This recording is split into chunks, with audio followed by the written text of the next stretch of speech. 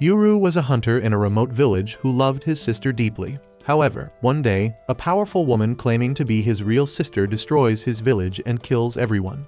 Yuru escapes the village with the help of a merchant and summons two powerful spirits to help him, changing his life forever. In a faraway village, a woman has just given birth to a child as the dawn approaches. The old midwife finds that the delivery is not over because the woman has another baby in her womb. Matter of fact, the crazy old woman was counting on it. She tells the woman to endure the labor pains and wait a bit more because she cannot give birth before morning. Her assistant tells the old woman that this is impossible.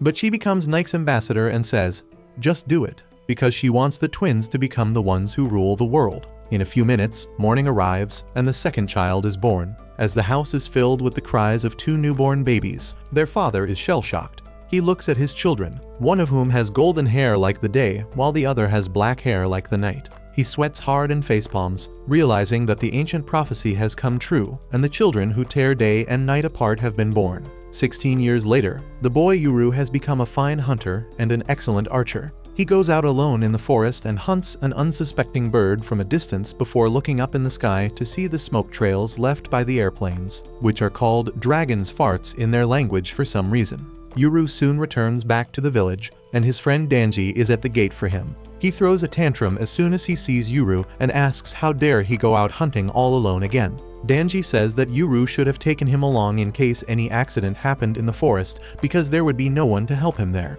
Yuru tells him to chill because their two guardians will protect him. Danji suddenly sees the bird hanging from the saddle and forgets everything he was talking about earlier because he is more interested in the meat. As they enter the village, everyone greets Yuru, from the busy farmers to the idle kids. He greets them back and then goes to the house of the crazy Granny Yamaha, who helped deliver him. Danji's mom is also there, chopping firewood, and he tries hiding behind the horse to avoid her.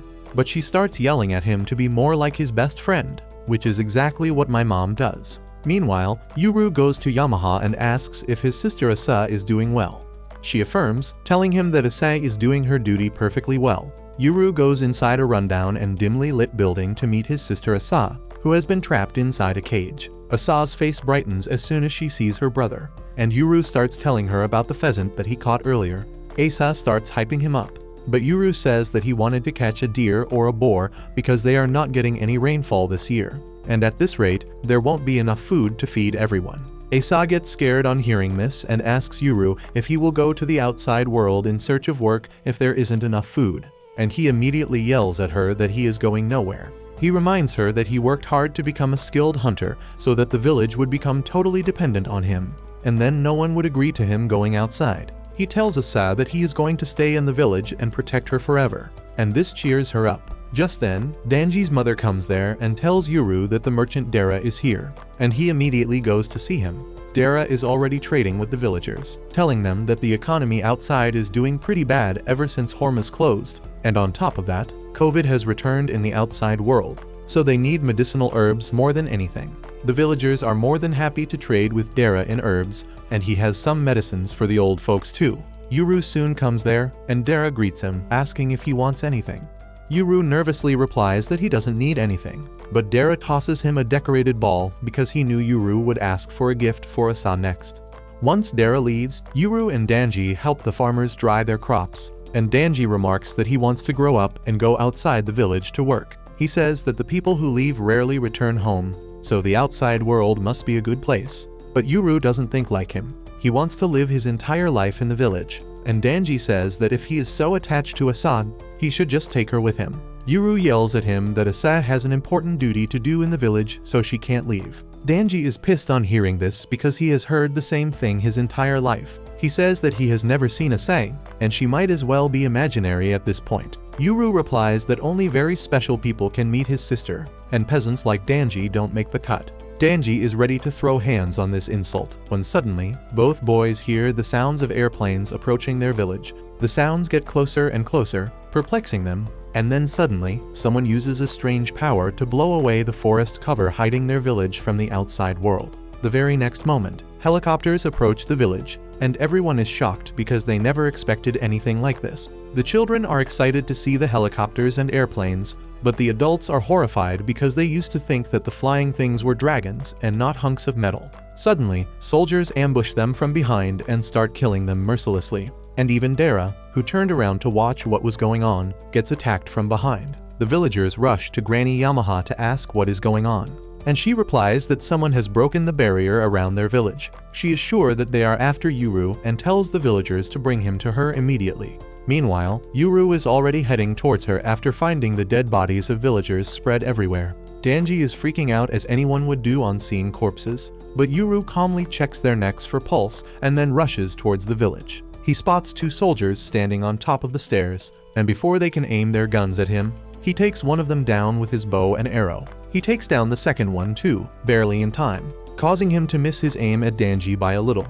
Both of them are shocked by the strange weapon that fires destructive projectiles, but Yuru says they have no time to worry about it. They knock out the soldiers and then head towards the temple because Danji's mother and Yuru's sister are both there.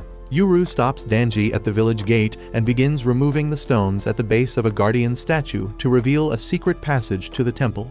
Danji is shocked to see it, but Yuru is not taking any questions right now because he wants to reach Asa as soon as possible.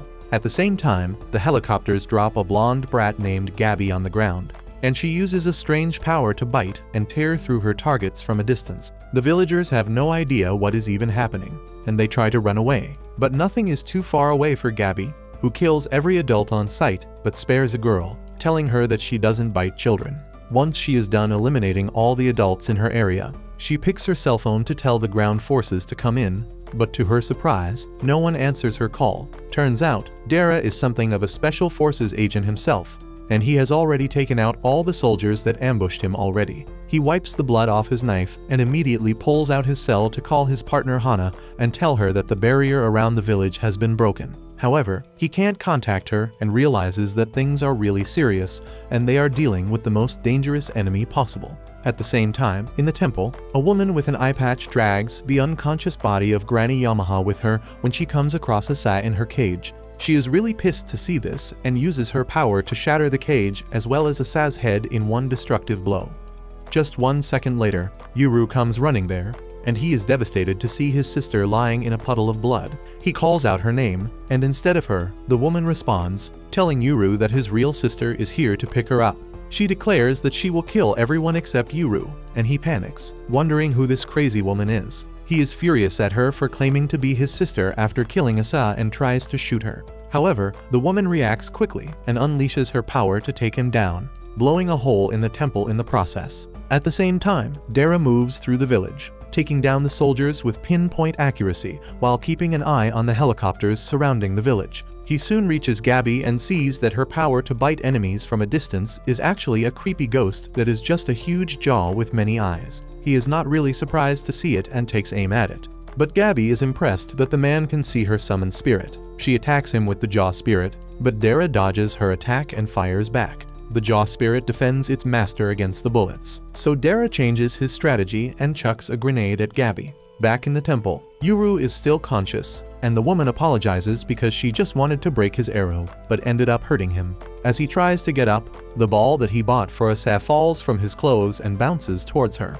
landing in the puddle of blood. Luckily, it bounces off Yamaha's foot, bringing her back to her senses, and she uses her powers to summon a creepy creature out of Asa's blood to tie the woman's hand. She yells at Dara to take Yuru away and hide in the real world. And the very next moment, Dara is there to fulfill her request. He grabs Yuru and runs away while Yamaha tells him never to let these people find the boy. At the same time, Danji is tending to her injured mother when he sees Yuru being carried away like a bag of potatoes by the merchant. Dara leads him through the secret passage and tells him that they will climb down the mountains. But Yuru's entire world has been shattered, and he doesn't know what to do right now. Dara replies that he will explain everything once they are safe, but just as he tries to drag him away, the soldiers riding the helicopters fire at them. Dara realizes that they can't escape like this, but he fears the woman claiming to be Asa more than the helicopters. Suddenly, Yuru starts mumbling that the woman killed Asa and everyone else, and she even injured Yamaha. He asks why she did all that when they never did anything bad to her.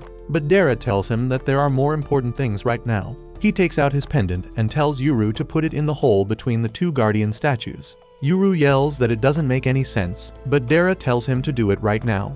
Yuru has no choice but to listen to him, but when he reaches the hole, he finds garbage has been deposited inside it. Dara tells him to clean it, fully aware that the snipers have a clear aim at Yuru, but he also knows that they need to capture him alive. Yuru starts rubbing the garbage to clean it up and then places the pendant inside it. Just as he does that, Dara rushes forward and slams his head on the ground. Yuru shouts at him, asking what the hell that was for, but a few drops of his blood fall on the jade pendant, and it starts glowing. The sniper takes aim at Dara to get him out of the equation when, suddenly, the two guardian statues start glowing brightly, blinding everyone. The very next moment, the helicopters lose their balance as they are attacked by two powerful feral spirits. Yuru watches in awe and fear as the spirits bring the helicopters down, throwing them on top of him. But luckily, Dara saves him from the falling rubble. As the dust fills the air, Yuru hears two voices. The male voice says that their master this time is a kid, but he looks like he will be easy to get along with. The female voice replies that no matter how old their master is, they are bound to obey his commands.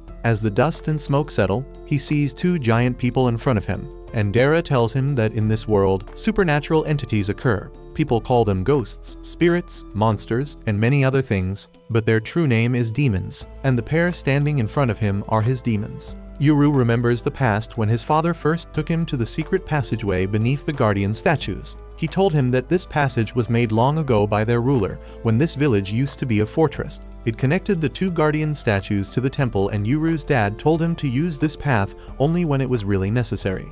At the end of the path, he told him that their two guardian deities, named Left and Right, are always watching over them, and in the present, they tell him the same thing. The red-haired ogre is Right, who tells Yuru that they have always been watching over him, and the white-haired ogre Left tells him that from today, he is their master. Yuru is dumbfounded on hearing this, and he wonders if Dara banged his head too hard to make him see things. Right starts ruffling Yuru's hair, saying that the crybaby is their new master, but Left tells him to mind his manners because even though Yuru might be a kid who grew up in front of them, he is their master. Dara greets them too, and the two demons recognize him as a demon retainer. Right says that they saw the metal birds bothering them, so they took them down. Dara thanks them and says that they need to climb down the mountain immediately because some dangerous people are after them, but Right replies that he is not their master, so he cannot tell them what to do.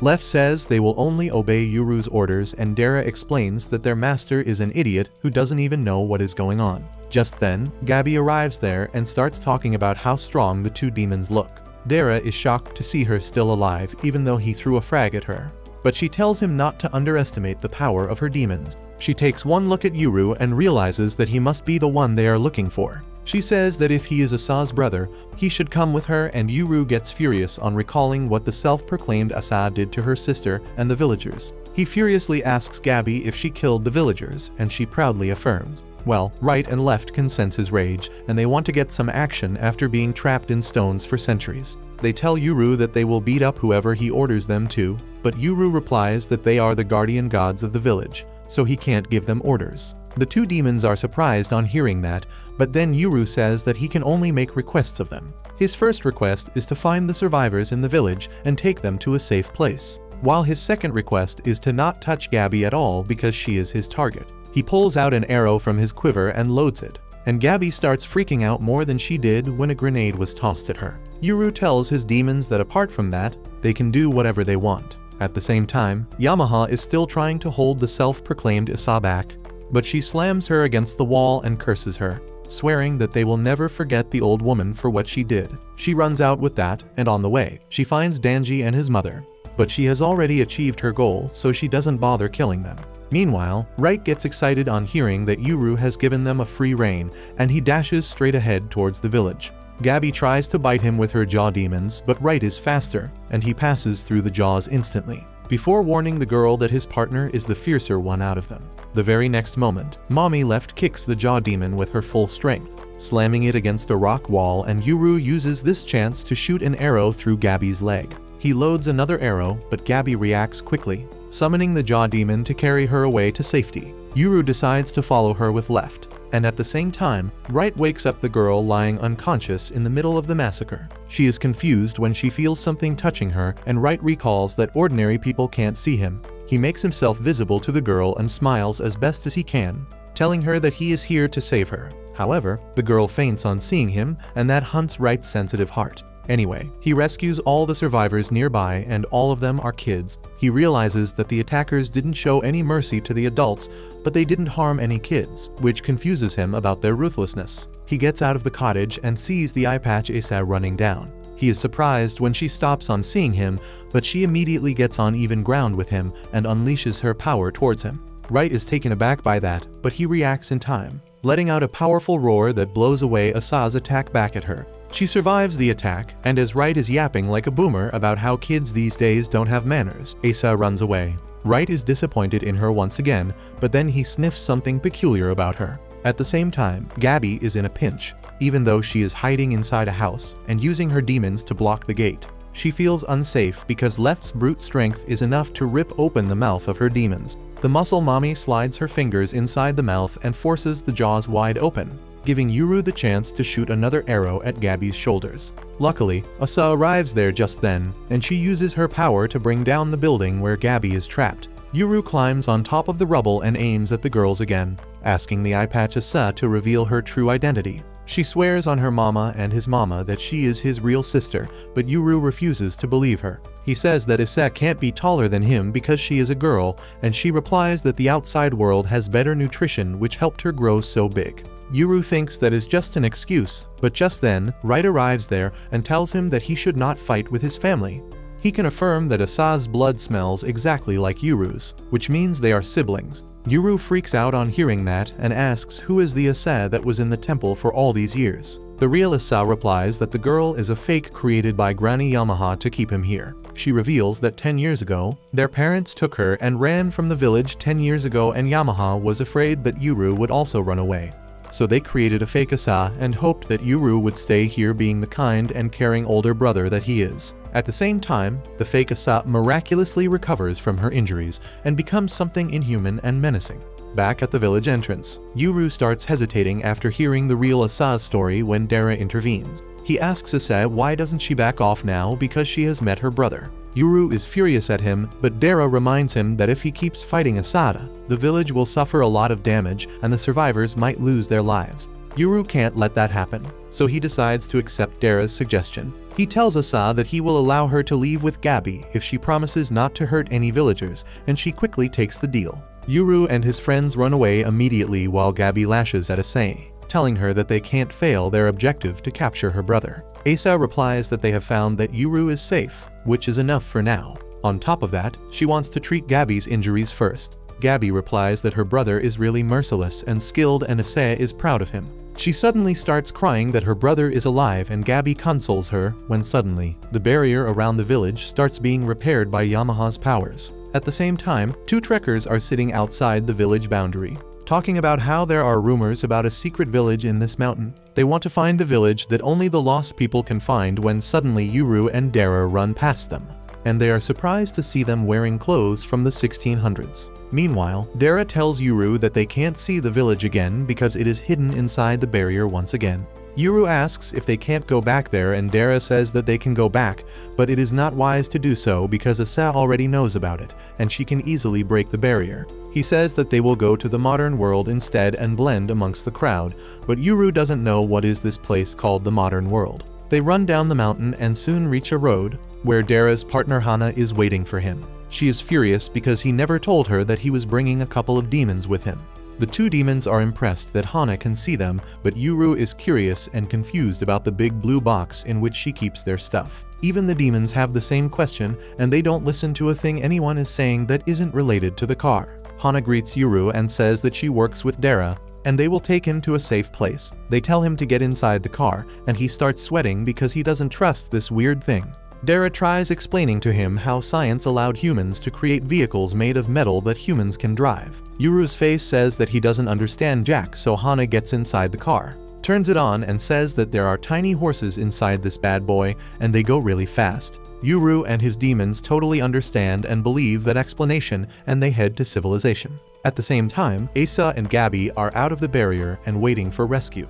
Soon, a guy named Jin comes there with his medical team. He asks Gabby if she is fine, and she replies that she just got shot in the shoulder and leg, which isn't a big deal because she is used to pain. Asa and Jin judge her for trying to aura farm while she is injured. Jin asks if they met Yuru, and Asa affirms. The medical team is surprised that none of their patrol units found him and wish they had more choppers to help them. That gives Jin a migraine because they lost a lot of soldiers and 2 choppers today, and his boss won't be happy. Gabby says that Yuru escaped with a middle-aged guy named Dara, and hearing that name infuriates Jin because they are from rival families. He curses his luck for choosing a day when a member of the Tatara family was in the village and wishes that he was here to deal with him personally. At the same time, Dara explains everything to Hana, who thinks they are dealing with really powerful people if they brought an army with them. Dara believes that they are from the Kagemori family because they are the only people capable of that, and they surely know his name and face by now. He decides to change his appearance and identity and move to a new place. Just then, the 2 guardians sense something, and they knock on the car window to let Dara know that demons are following them. Dara and Hana panic, thinking that the enemy has already found them, but the guardians tell them to chill because the demons approaching them are friends. Soon, a woman dressed in white and riding an ethereal white horse catches up to them. She greets the 2 guardians with a smile, saying that it has been 400 years since they last met. The guardians greet her and introduce Yuru as their new master. The woman is happy to see him, but when she hears that Yuru is one of the children who divide the day and night, she grows concerned for his future. She asks the guardians what they will do now, and Right replies that they are planning to hide in a distant village. The woman flies away with that, wishing them luck and saying that she will be waiting to hear their stories when they return. While all of this happened, Dara and Hana had their jaws touching the floor out of shock because the woman and her horse were not an ordinary pair. Yuru asks them what were those things, and both of them yell at him to show some respect. They say that the pair of demons is Ashura-sama, a legit god who is on a different scale compared to normal demons. Dara and Hana start praying and thanking their luck that they got to see God while they are still alive, but the guardians are not happy to hear how humans discriminate against different types of demons. Hana then tells Yuru that there are different types of demons, ranging from gods to minor spirits, and they have different effects on their masters. By night, they reach a city and Yuru's eyes widen in shock as he sees so many tiny lights from a distance. Hana stops the car at a rest area and buys some fresh clothes for Yuru so that he doesn't look like a runaway theater actor. Yuru is surprised to see a t-shirt for the first time in his life, and then Dara arrives there with some sandals for him. Yuru is surprised to see his new look, but then his attention goes to the food items that Hana has brought along. He is shocked to see 100% pure rice without any millets added as fillers. And on top of that, the rice balls have seaweed coating, which is a luxury item in his village. He freaks out, asking Hana if she is a princess or something to afford this, and Dara tells him that these things are really common here. Yuru doesn't even know how to open the packaged rice balls, so Hana helps him in tearing the plastic packaging. Yuru is overwhelmed by the taste of the packaged rice balls, and Dara tells him to try other things as well. Right asks him what is this place, and Dara replies that it is a place where cars stop so people can eat and rest and go shopping. Both the guardians are excited to hear this, and Dara asks if they would like to check it out. They refuse because they want to watch over their master, and Dara takes this chance to have dinner with Hana. Once inside a restaurant, Hana asks Dara how much does Yuru know. Dara replies that when he told Yuru that the girl trapped in the temple was not his sister, he snapped, so he didn't risk telling him more. He asks Hana not to reveal anything unnecessary right now because Yuru is a kid who can't handle the stress. She replies that she can't understand how he thinks because she doesn't like kids. She asks Dara if he is going to take Yuru to his place, but he refuses, saying that their enemies already know his name by now. He is going to change his address. Hana replies that it must be hard being homeless and looking after someone else's kid, but Dara tells her that she is going to help him too.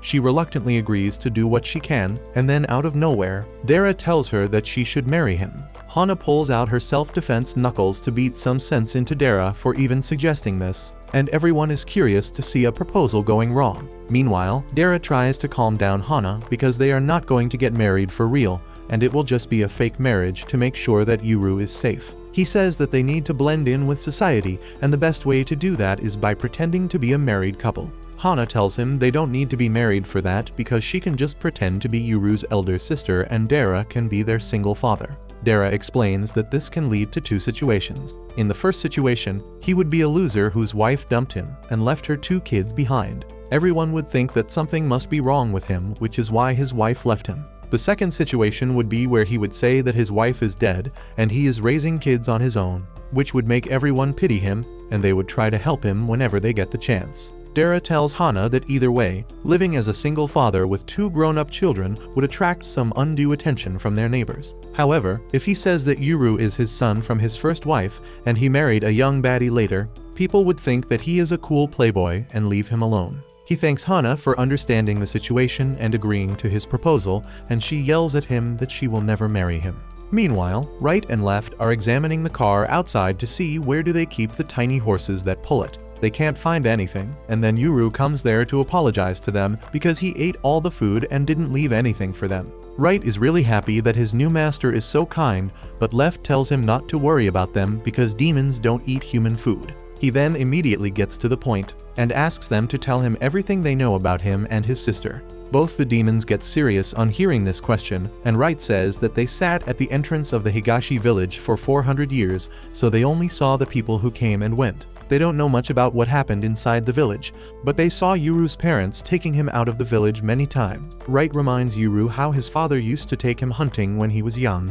and he clearly remembers those core memories that he made with his dad. Left then says that they never saw his twin sister and didn't even hear anything about her except the news that she was born. At first, they thought that she might have died, but then 10 years ago, they saw Yuru's parents run away from the village with a girl whose blood smelled exactly like Yuru. Yuru is shocked to hear this because he used to believe that his parents left both him and Issei behind, but they had only left him. He wants to ask his parents why did they leave him, and for that, he decides to find the real Issei because she will know where their parents are. Just then, Dara and Hana return and Yuru is shocked to see Hana literally fuming with rage and biting her lips as she tells Yuru that from now onwards, they are going to be his legal guardians. Yuru doesn't understand what legal or guardian means, and Hana tells him that it means they are basically his parents who will be responsible if he ever gets into trouble. On that note, Dara tells Yuru that they are going to be traveling for a long time, so he should use the toilet now. Yuru replies that he already did his business in the bushes and Dara is low-key disappointed in him. Hana tells him not to sit on the car's roof because people will be suspicious, and Yuru says that the guardians have been sitting there the entire time.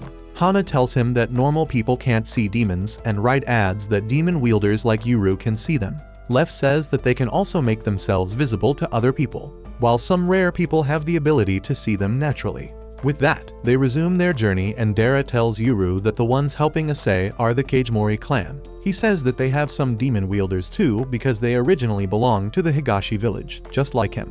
They left the village because some differences in opinions arrived, and then established themselves in the modern world. Hana says that she doesn't want to get involved with them because they are dangerous people, and Dara agrees with her. He says that their families have lived in this world for generations, so they don't know much about the secrets of the village. However, they have the occupations of their ancestors passed down onto them. He talks about how Granny Yamaha wanted no outside to know where the Higashi village was, because she was sure that the people outside would want to use the power of the twins for their benefit. Dara tells Yuru that he procures goods and information to relay them to the villagers, while Hana does odd jobs in this world and has never actually been to the village. Dara says that he doesn't know what is going on Yamaha's mind, but since his clan is loyal to the village, he has to follow the rules and protect Yuru. Yuru recalls how upset Yamaha was about Asaf finding him and how she yelled at Dara to not let anyone find him. He asks Dara what is so special about him and his sister, and he tells him of the ancient prophecy. When a boy and girl are born in a village to the east, on the day when the day and night are equal, the world will be torn apart. Right tells Yuru that the last time this happened was 400 years ago, and twins who divided the day and night were born in the Higashi village. That time, a huge war took place, dividing the country into east and west. Long before that, when the twins were born, the country was split into north and south, and in both cases, demon wielders were responsible for it. Yuru is shocked to hear this and asks if they are the cursed children that will throw the world into chaos, but Right tells him that it is the people who want to use their powers that will divide the world. Yuru replies that he doesn't have any power, and Right replies that he may not have a power right now, but he has the potential for it. Dara says that Asa has already acquired her power, and Right gets excited as he says that her power is called Break, and it can forcibly break anything, no matter what kind of target it is.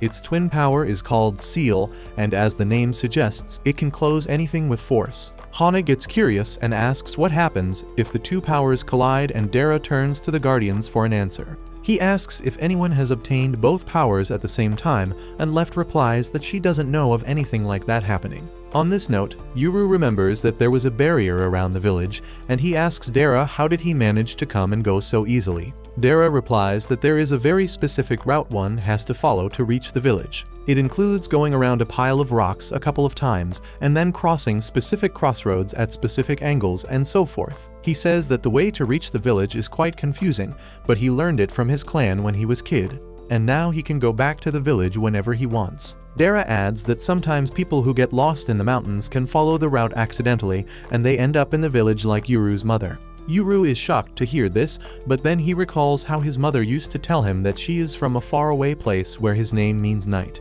She wanted to show that world to him one day, and he realizes that he is finally in her birthplace now. A couple days later, Yuru has mastered the art of going to the toilet. He knows how to flush and wash his hands, but he is still afraid of the hand dryer because it is too freaking loud. Later, he takes a walk with his demons around a park, and they are surprised to see so many people at once. They remark that the modern world is really interesting, and this place must be the capital of the country if so many people are here. Yuru replies that Dara said that the capital is a place called Tokyo, which has 10 million people living in it, and the Guardians are flabbergasted on hearing this as they try to calculate how much rice 10 million people would eat in a day. Anyway, Yuru says that this is the best place for them to hide, and Left says that they will try to search for her sister too. Yuru says that Dara and Hana are good people, but they are involved with Granny Yamaha, who lied to him all these years and tried to trap him in the village by creating a fake Asa. That is why he can't trust them. But he can't trust the real Asa fully as well. He wants to capture her so that she takes him to their parents, because only they will have the answers about why they fled the village with just their daughter. He asks his demons if they are going to help him, and Right is excited because it seems fun. Left tells her partner not to behave in such a silly way when their master is so serious. Right asks her what she thinks about it, and she replies that she doesn't like people chasing after her because she is the apex predator, and she wants to do the chasing instead. While Yuru is intimidated by her attitude, Right is proud of her. With that, they go to talk to Dara, who just ends his call with Hana, telling Yuru that they have good news because Hana has found a place for them to live. Yuru is more curious about his cell phone instead, and Dara tries to explain it to him, but he can't get the right words. So he decides to adopt Hana's approach instead, and tells him that it is a smoke signal to send messages to one person. Soon, they reach the apartment Hana has rented out for them, and Yuru is baffled on entering it. He keeps scanning the apartment because he is curious about what the giant stone buildings are like on the inside. Hana has grown so used to his shocked reactions that she doesn't even care about them anymore. She tells Dara that power and water connections are already set up, and they are waiting for the gas connection to be activated as well. She gives Dara a room with a Western look while telling Yuru that he can use the traditional Japanese room with tatami mats. Yuru goes absolutely bonkers on seeing tatami mats in his room because they are a luxury item in the village that are only used by Ase or for really special occasions. He is ready to lick the mats to see if they are real, and then he plops on them, asking Hana if she is sure he can live in such an expensive place. Just then, he opens his eyes and sees a dog and cat watching him, and without a warning, they smack the crap out of his face. Yuru's scream reaches his demons, who are checking out the bathroom, and they immediately go to their master's room to see what is going on. Hana is introducing her pets, the dog Gyro and the creepy orange cat Kotsuzu. Right and Left immediately sit down and greet the pets, thanking them for letting them in. They introduce themselves as Yuru's demons, and he is confused about why they are reacting like this. He is even more shocked when the cat and dog shake hands with the Guardians, and just then, Dara comes there. He greets the animals too, saying that he has never seen Hana's demons before. Yuru loses his mind on hearing that because he can't believe a regular-seeming dog and a cat who looks like a certified pervert are demons. Well, Hana's demons don't like his tone, so they cut his finger and then sucker punch him in the gut so that he learns his lesson. Right and Left tell Yuru to behave nicely in front of their hosts, but he still can't digest this news. After that, Hana puts a temporary nameplate in front of the door with her family name on it. Dara says that since he is the husband, it should be his name, but Hana reminds him that their enemies already know about him, so it will be better if they use her name. She tells Yuru to use this name too, and he freaks out on learning that both of them have family names because in his place, only nobles have family names. Hana tells him that everyone has a family name here, but Dara makes things more interesting by telling Yuru that Hana owns a mountain. Hana yells at him not to create confusion and explains that she inherited some land, but she can't maintain it, and there is no one ready to buy it either. Yuru excitedly asks her if he can go hunting on her mountain, which is a legendary pickup line. Hana tells him that he can't do it because he needs a license to hunt in this world. Yuru finds that hard to believe, and Dara tells him that he needs a license to drive cars as well, leaving him absolutely bamboozled. At the same time, Asa is in a lavish mansion, training her abilities. She flicks her finger to release just a tiny bit of her power at the apple in front of her. And even though she is accurate, she doesn't have the power to do anything besides peeling it. She decides to use her entire palm to channel more power. But this time she is not accurate at all and ends up damaging the garden. Just then, the head of the Kagemori family and the owner of the mansion arrives there, and Asa apologizes that she keeps damaging his garden. He tells her that it is fine as long as she doesn't kill anyone and asks her to keep practicing. He then tells Jin to clean things up, and he immediately summons his demon, a tiny piranha that grows gigantic as it swims through the pebbles and then gobbles up the statues that Asa just broke. After that, Asa asks the boss what is here for today, and he replies that he is here to see Gabby, who is busy playing video games, and tells the old man that he didn't need to bother coming here. The old man checks up on her and her demons, and Asa asks if she would like the apple that she couldn't destroy. Gabby is happy to take up the offer, but Asa doesn't have a knife. Luckily, Jin has got her covered, and he makes his piranha vomit a knife that it was carrying. Asa accepts the knife, but Gabby refuses to eat anything that comes from the belly of a disgusting fish. Anyway, she goes back on her word soon enough and enjoys the apple with everyone else. The boss then tells Gabby that she must stay here and recover, and Asa will look after her. Asa is surprised to hear this, but the old man tells her that if people know that she and her brother have left the mountain, they will do everything in their power to abduct them. He doesn't trust his own clansmen entirely either, and tells Asa that she needs to stay safe here. He orders Jin to look for Yuru instead, and Asa gets depressed on hearing this.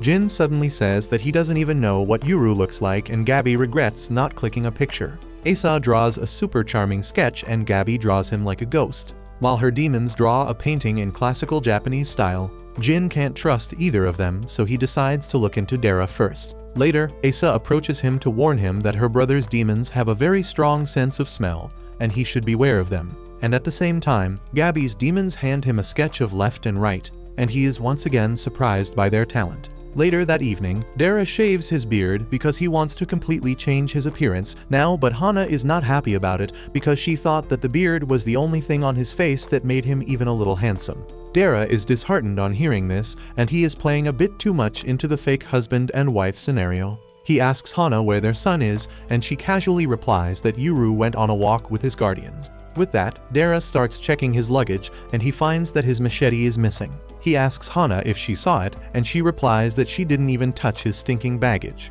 Well, Dara knows that means Yuru has the machete, and he wonders how far did he go, because if the cops catch him, things are going to get messy. Hana is furious at Yuru now, and she is about to give him a good old spanking like a real mom when he gets back home. Meanwhile, Yuru is on top of a building, and he says that the modern world is so huge, and they can't hope to find Asa so easily here. Lef says that she must be looking for Yuru too, so they will eventually meet with each other. Suddenly, Yuru has an idea, and he asks his demons if they can sense other demons like they smelled the horse-riding lady. Left affirms, and then Yuru asks Right if he can track Asa through the scent of her blood. With both his demons telling him they can do it, Yuru comes up with a plan. He says that they need to find a location with a lot of demons and Asa's scent because Dara told him that the Kagemori family has a lot of demon masters. Left and right like the plan, and they immediately unleash their full power, turning into their golden feral versions. They grab Yuru and take to the skies to search the city, and after a while of flying, they locate a place where there are a lot of demons and Asa's scent. They land near the location, and Yuru first throws up because of motion sickness. Right picks him up with his head and says that he can smell Asa nearby and some demons. Left asks if they can pummel the demons once they show up, but Yuru wants to try talking things through in case the demons are reasonable. She replies that not all demons can understand humans, so he might be asking for too much, and just then, Right smells Asa's scent getting closer. They head to an underground parking lot where Jin is with his men, searching for information about Dara. Yuru and his demons hide behind a pillar, and Right can confirm that these people smell like demons and Asa.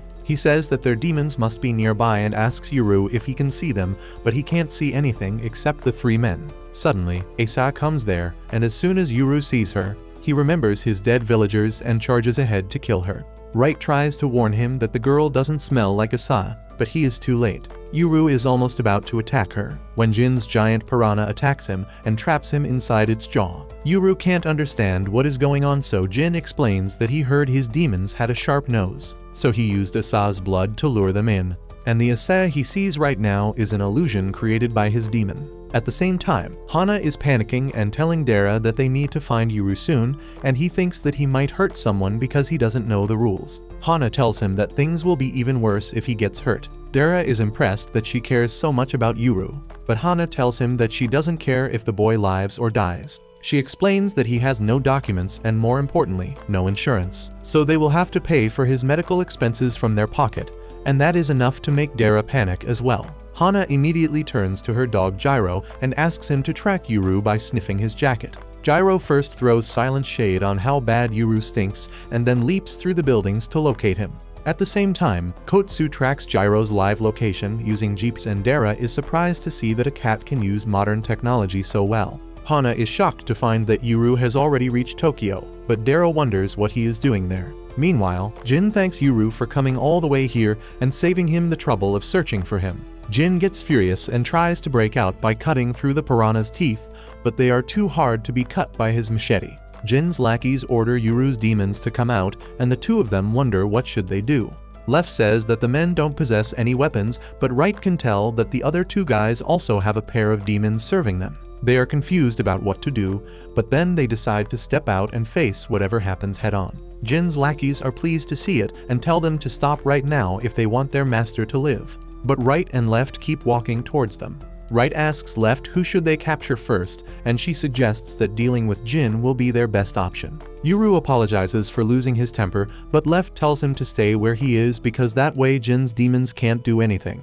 Jin and his men are shocked to see a demon giving orders to her master, but Right laughs and says that their master has given them a free hand. Jin decides to face them head-on and orders his other demon to bring out some weapons. The small piranha vomits a bunch of guns and swords, and Yuru tells his demons to be careful because he knows what these weapons can do. The men start firing at the guardians, but the bullets have no effect on them because their bodies are made of stone. Even shotgun rounds do no damage, and the two of them wonder if this is something to be wary of. Suddenly, one guy shoots a grenade at Right, but he eats up like a Chad.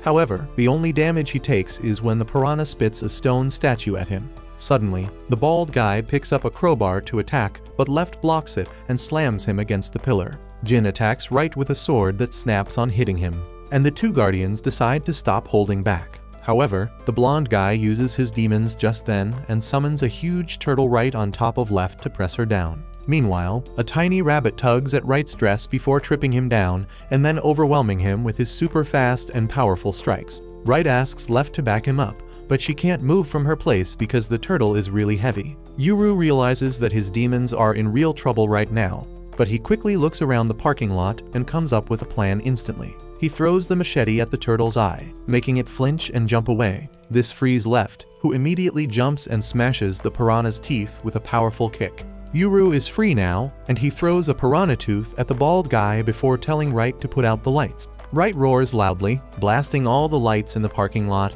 and in the darkness, Yuru escapes. The tiny rabbit tells its master that Yuru's demons are getting away, but Jin tells him not to worry because the third guy's demons are already waiting at the exit. Suddenly, he recalls Asa talking about how her brother has the mind of a hunter, and he barely reacts in time as Yuru appears behind him and attacks his legs. He is not able to avoid the attack fully, and when he orders his second demon to turn on the lights, his men find that Yuru has taken the injured Jin hostage, and his demons have not gone far either. The blonde guy yells at them, asking how can demons run away leaving their master in danger.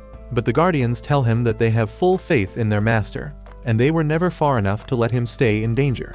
Meanwhile, Yuru asks Jin if he was among the people who attacked his village.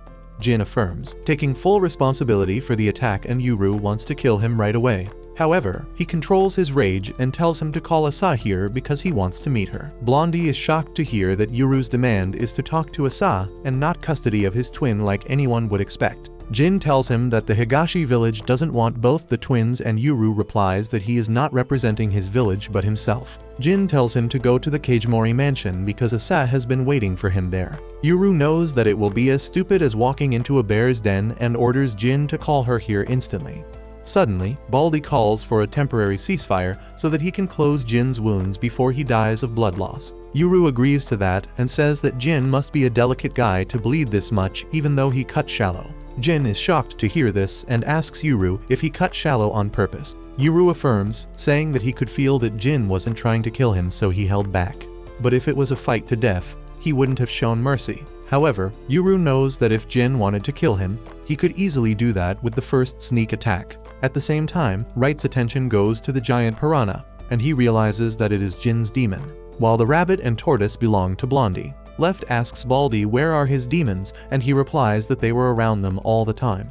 Left asks if he didn't bring them here because they are not good at fighting, but he points towards the gigantic eye staring at them through the door and says that his demons are simply too big to fit inside this tiny place. That's what she said. Yuru starts panicking on seeing Attack on Titan in real life, and Jin tells him that he won't call Asa here, no matter what. He promises that Yuru won't be harmed if he comes to the Kagemori mansion, because they don't want to hurt him. Yuru looks at the rabbit and the tortoise, and then at the giant demon outside the door, and realizes that his guardians won't be able to handle all of them while protecting him. He decides to take the offer and tells Jin that he will come with him, but he must treat his guardians with respect. He then orders Jin to take him to Asa immediately, but before that, Jin decides to do a little cleanup. He orders his giant piranha to eat up the weapons and debris scattered around the room and explains to Yuru that his demons are called scavengers. The big piranha eats up everything, and the small one can take them out at any time. He explains that he often feeds his fish things that can come in clutch in emergency situations. Yuru doesn't understand a lot of fancy words that Jin uses, but he understands that his demons are really convenient. Meanwhile, Left takes an interest in the turtle that pinned her down all this time. She asks Blondie how heavy is his turtle, and he replies that he has never officially measured it, but it can get heavier than what she dealt with. Left is disappointed in herself on hearing this, and she replies that she needs more training. Blondie is fully simping for the muscle mommy at this point, and at the same time, his rabbit notices Wright glaring at him. The rabbit makes a smug face to tease him, and that pisses Wright off. He asks Yuru if he is good at hunting, and Yuru coldly replies that they need to set up traps for rabbits because they make a good broth. Blondie and his rabbit are terrified on hearing this, but just then, the parking security finally decides to show up. Blondie and Baldy go to talk to him and say that all the lights suddenly went off. The security guard is shocked to see all the lights broken and decides to evacuate the people stuck inside first, not realizing that there are more demons there than humans. On the other hand, Asa wakes up to a text from Jin, telling her that he is bringing Yuru over, and she immediately freaks out. She smacks Gabby to wake her up and tells her the good news before immediately getting confused and asking what should she wear to greet her brother. At the same time, Jin drives Yuru to the Kagemori mansion and calls the old boss to deliver the good news. The old man is pleased to hear this and tells Jin to drive slowly because he needs some time to return home from a little hot spring trip with his demons. On the way, Yuru keeps staring at the buildings in the distance as they enter the lavish Kagemori mansion. Right and Left are on alert the entire time, and Right asks Jin why is this place so empty because he heard that the Kagemori family had a lot of demon wielders. Jin replies that there are many demons nearby, but they are in a special VIP area that is just up ahead. They drive through an old wooden gate, which serves as a barrier. As soon as they enter the barrier, Right and Left can sense so many demons in the area that they forget basic math and can't make out how many pairs are there. At the same time, Gabby's demons tell her that Yuru is here, and she relays that message to Asane, who is too excited to see him again. She asks Gabby to come with her, but she passes because she doesn't plan to meet Yuru in case he puts more arrows through her body. Asa understands her situation and takes her leave while Gabby goes to sleep. At the same time, Hana's dog demon is in front of the barrier that he cannot cross. Her cat accurately displays his position on Google Maps, and both Dara and Hana are confused to see that Yuru stopped in a big building. However, when they learn that the building belongs to the Kagemori family, they start tweaking. Hana thinks that Yuru got captured, but Dara doesn't think that the Guardians would let that happen. Either way, he decides to go and bring Yuru back home. Hana asks if she should drive him, but he replies that the Kagemori family still don't know that they are working together, so she should lay low. Meanwhile, Yuru reaches the main mansion of the Kagemori family where a creepy blonde guy named Asuma arrives. Jin asks him what is he doing up so late, and Asuma replies that he came to welcome the other twin. Jin is shocked to hear that because he never gave any of that information to Asuma, and he replies that he has sharp ears. He notices that Jin is injured but doesn't pay him much attention and goes to greet Yuru instead. Just then, Asa comes running and Yuru is not happy. However, she is ecstatic and asks if she can hug him, but he clearly refuses. Asa gets sad on hearing this, and then Yuru tells her that he is not here to be friends with her, but to ask some questions. Asa is eager to tell him everything, but Yuru tells her to care for Jin's injury before that. Asuma seizes this chance and says that while Asa is showing Jin to the nurse, he can show Yuru around the mansion. Jin coldly refuses on Yuru's behalf, saying that he is their guest and will stay with them. Asuma doesn't fight back and walks away with the L, while Jin orders Baldy to stay at the gate on guard duty. He also tells Yuru to stay close to him inside the mansion or he will get lost. With that, they go to the infirmary where the purple-haired baddie doctor treats Jin's injuries. After receiving his stitches, he returns the vial of Asa's blood to the doctor, and that reminds Yuru of something important. He says that only monsters draw blood from living people, and Asa tells him that it was her idea. The baddie doctor tells Yuru that with modern medical science, they can draw the required amount of blood without hurting the patient. Yuru doesn't believe anything about that and says that it must be black magic or something, but Asa assures him that it is completely safe and even painless if someone skilled does it. With that, she stands in front of him with a serious look on her face and asks if she can hug him now. He refuses and begins growling at her before saying that his little sister is supposed to be smaller and cuter, but she is quite huge. Asa tells him that if he eats the food down here, he will grow up to become strong and healthy too.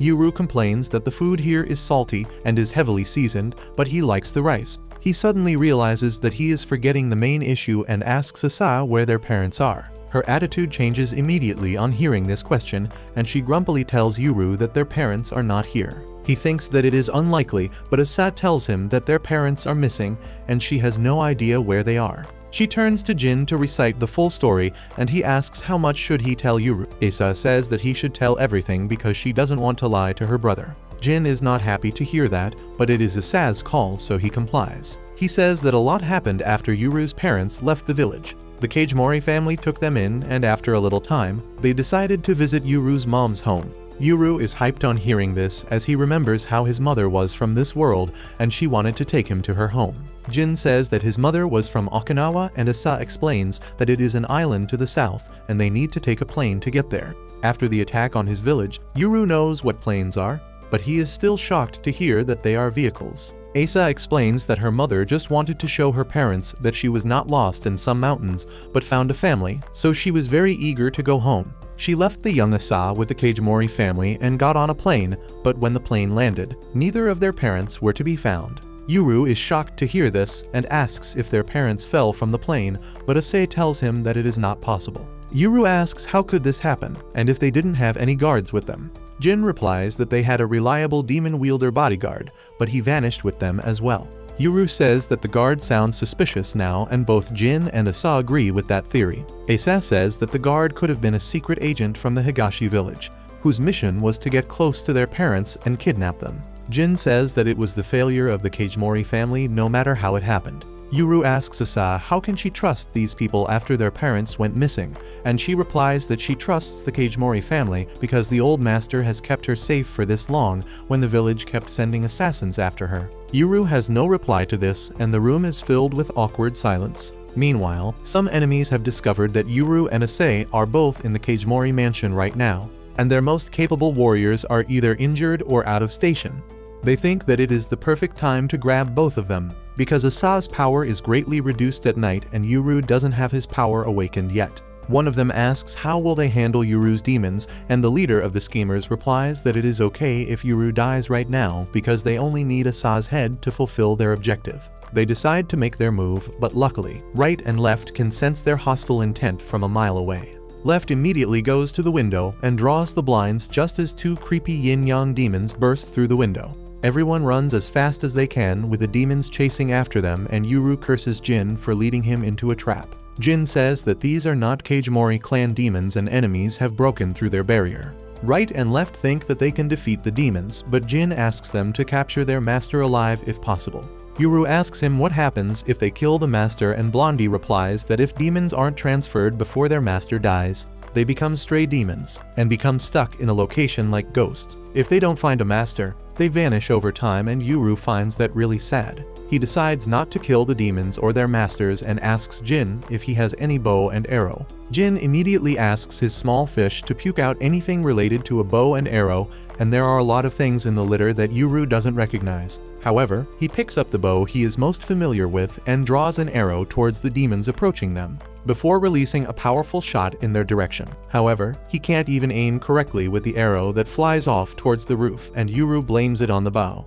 saying that it needs adjustment. The yin-yang demons are still charging at them, so they run to a safer location where Jin calls Gabby, asking her to back them up. Unfortunately, Gabby is hiding inside her jaw demon as a creepy demon is stuck in the jaws while the other one is desperately trying to free its partner. She asks Jin what the hell is going on, and he replies that they are currently fighting against demons they have never seen before. Gabby calls him a stupid nerd and tells him to do his job of protecting Asa well. Jin replies that he is injured right now, so he can't fight fully, but Yuru and his demons are taking care of things for them. Gabby is a little pissed on hearing Yuru's name, but she believes that he will be able to handle things on his end. She asks Jin if she can do as she pleases on her side, and he gives her the free rein. Just as she hears this, Gabby tells her jaw demon to bite the stuck attacker, and it instantly obeys, taking off the demon's head cleanly. Bozak Horseman is too terrified to move now, and Gabby menacingly says that she will let it join its partner in the afterlife. The horse demon tries to run away, but Gabby's jaw demon is quick to catch up and chomp it. With that, Gabby stabs outside her room and finds a bunch of demons lurking around, staring at her menacingly. However, she knows that she is not in danger. She is the danger and tells her demon that there are a lot of midnight snacks for it tonight. On the other hand, Yuru and others are still running from the yin-yang demons when Asa says that she can stop them. Yuru asks if she can really do that, and Asa asks if she can hug him once she shuts down those demons. Yuru refuses, so she gets a little pissed and apologizes to Jin if her attacks damage the mansion. They go into a room where Asa asks Yuru to distract the white demon for a bit so that she can use her powers. He loads an arrow to do as asked, but just as the two demons enter the room, they fuse together to unleash their true power before anyone can counter them. Yuru and Asa find themselves trapped in alternate dimensions, while Jin and others freak out on seeing that the twins are missing. The yin-yang demon tries to run away after fulfilling its objective, but Blondie immediately summons his turtle on top of it, locking the giant caterpillar in its place. He says that if this demon can make people vanish without a trace, it must be related to Asa's parents disappearing. He commands his turtle to increase its weight even more, pinning down the yin-yang demon to the floor even firmly. Jin tells him that he can't kill the demon or its master because they need to get information out of them, and Blondie agrees. Just then, his rabbit tells him that there are many enemy demons outside, and Blondie immediately asks Jin to deal with them while he focuses on his target. Even Rabbit decides to take the easy way out and says that he will protect his master, and Jin reluctantly gets ready to fight. He knows that the old master and his two elite bodyguards are out of station, and another skilled demon wielder is not in working condition either. He realizes that he has to win this fight without any reinforcements and immediately enters serious mode as he pulls out a Glock from his piranha. Meanwhile, trapped in the dark dimension, Asa keeps calling out to Yuru and others, but no one can hear her voice. She suddenly loses her confidence on realizing that she is all alone, because it reminds her of the time she used to be trapped in the temple in the village. She starts shivering and sweating when suddenly she hears Wright's voice, telling her that she is not alone. That freaks Asa out more than anything else, and she begins looking around to see where he is speaking from.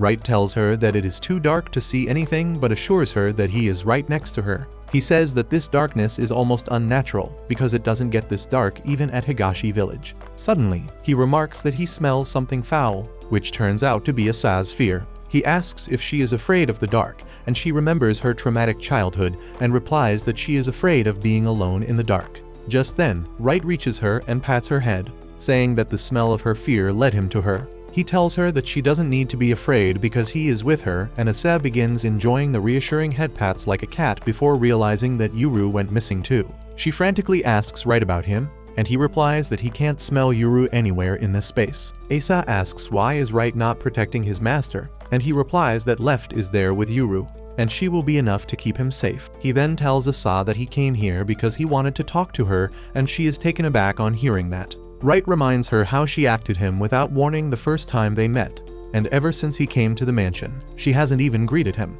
He asks the reason for that, and Asa says that when he cancelled her break attack in the village, she remembered something her parents had taught her. They had told her that the right and left guardians had the ability to counter the abilities called break and seal in case they got out of control, and Wright tells her that she is absolutely right. He declares himself as her natural enemy with a terrifying grin, and Asa realizes that left will become Yuru's natural enemy if he acquires the power to seal. At the same time, left lands right next to Yuru, who is at a complete loss inside the white dimension. He asks the guardian where they are, and left says that she has never seen anything like this in her life. Yuru says that they are standing on solid ground, but the white light everywhere is messing with his senses. Left explains that when she was flying earlier, she ran into a roof, which means this place is a barrier designed to keep them inside. Yuru panics a bit on hearing that, but then asks Left to help him adjust his aim with a new bow. She is a bit confused about his attitude, and Yuru tells her that his father taught him to keep his tools in good shape and be ready for any battle. So he is going to adjust his bow while they are stuck here. Left asks him if he is not scared in this strange place, and Yuru replies that nothing is making sense to him ever since his village was attacked, so he has gotten used to being confused. Anyway, he asks Left to hold his machete above her head as his target. While he tries to adjust his aim, he fails by a big margin on the first try, hitting Left in the head instead. Yuru panics and apologizes, but Left tells him to continue because she is made of stone and arrows can't do anything to her. Yuru fails another shot as well and starts freaking out, unable to figure out what is wrong. Left asks if he is not worried about his sister, and Yuru replies that she has the power to break, so she should be able to get out of the barrier on her own. At the same time, in the real world, the turtle feels something weird and jumps down from its place. Blondie asks what is going on, and the turtle just points at the yin-yang demon that suddenly bursts open as Asa and Wright pop out of it thanks to her powers. Everyone is excited to see her, but Asa has more important things to do before joining them.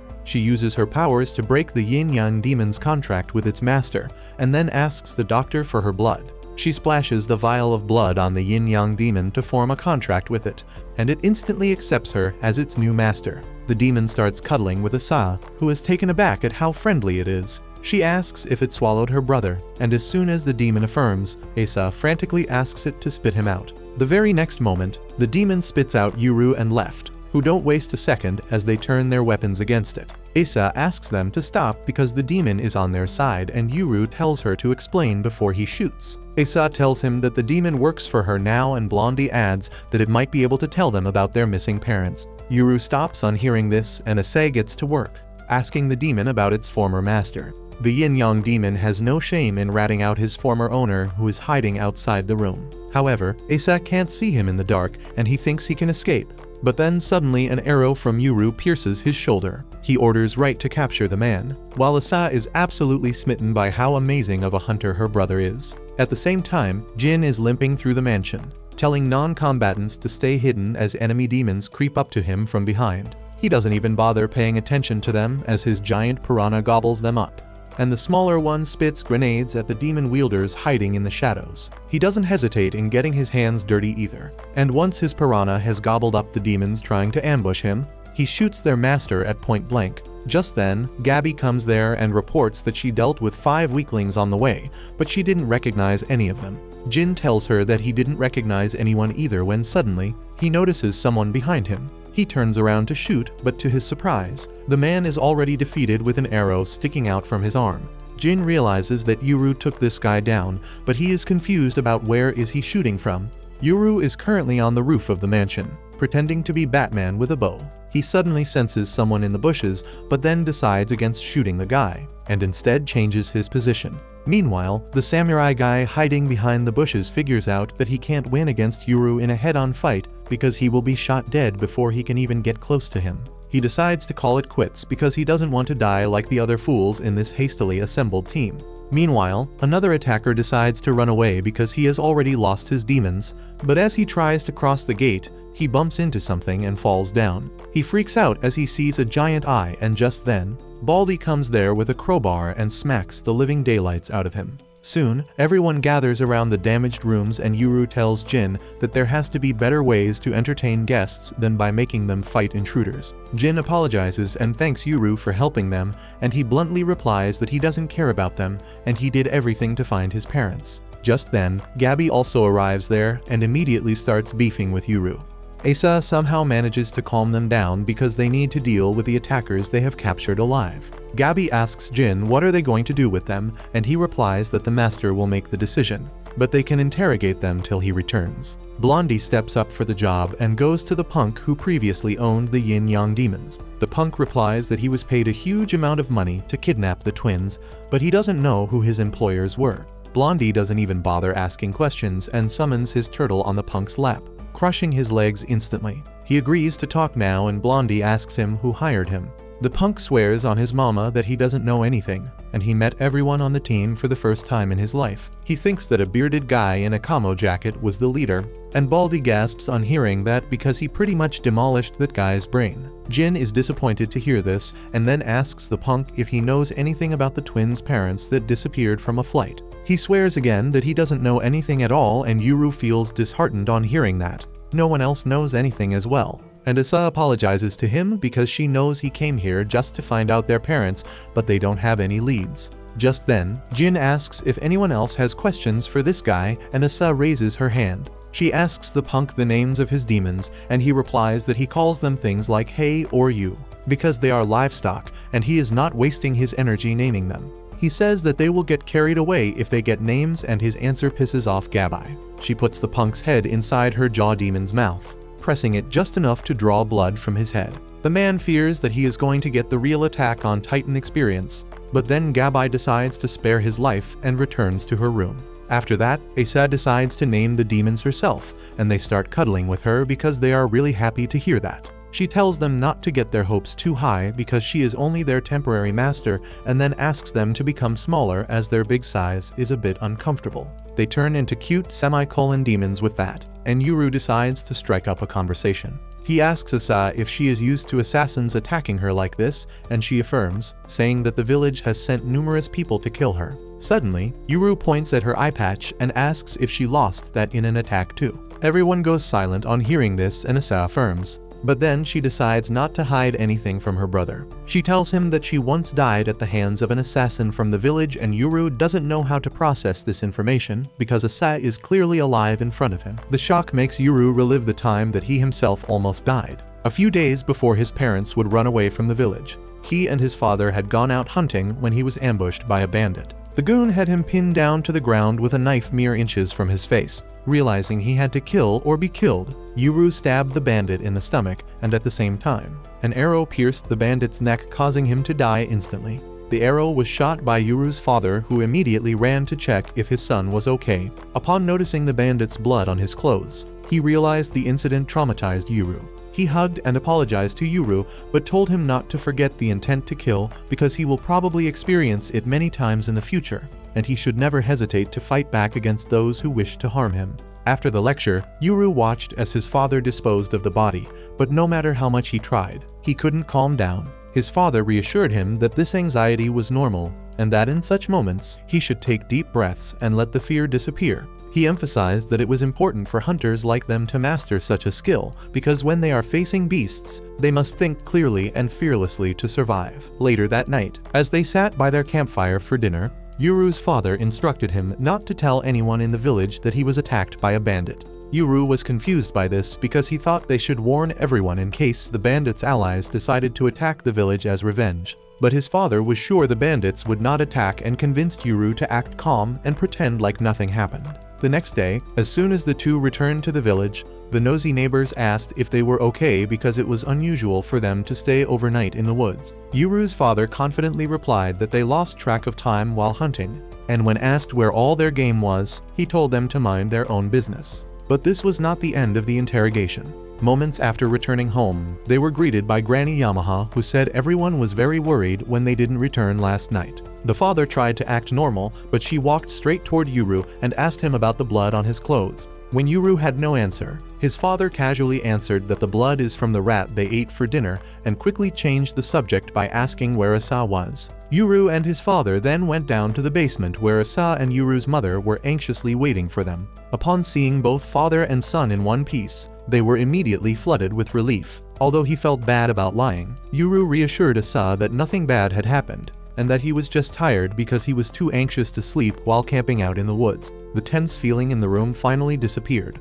but it wasn't for long because as the twins were happily yapping, Yuru's father whispered something into the mother's ear which noticeably disturbed her. Just a few days after that incident, his parents fled the village with Asaid, leaving Yuru behind. But the worst betrayal of all was that the girl inside the cage who he believed was his sister for 10 years was an imposter, and everybody in the village were liars. As Yuru processed these memories in a new light, he decided to hear out Asa's bizarre story about dying. She claims that once she and her parents were on the run, they were pursued by countless foes. They managed to evade them all and barely survived until the Kajimori clan took them in. After that, things had calmed down until her parents went missing. Last year, when she had turned 15, she was captured by an assassin from the village who ended up killing her. But instead of feeling nothingness, she found herself in an alternate dimension in which a masked demon with the power of the break lived. Finding herself surrounded by darkness and skulls, Asa wondered if she was in hell.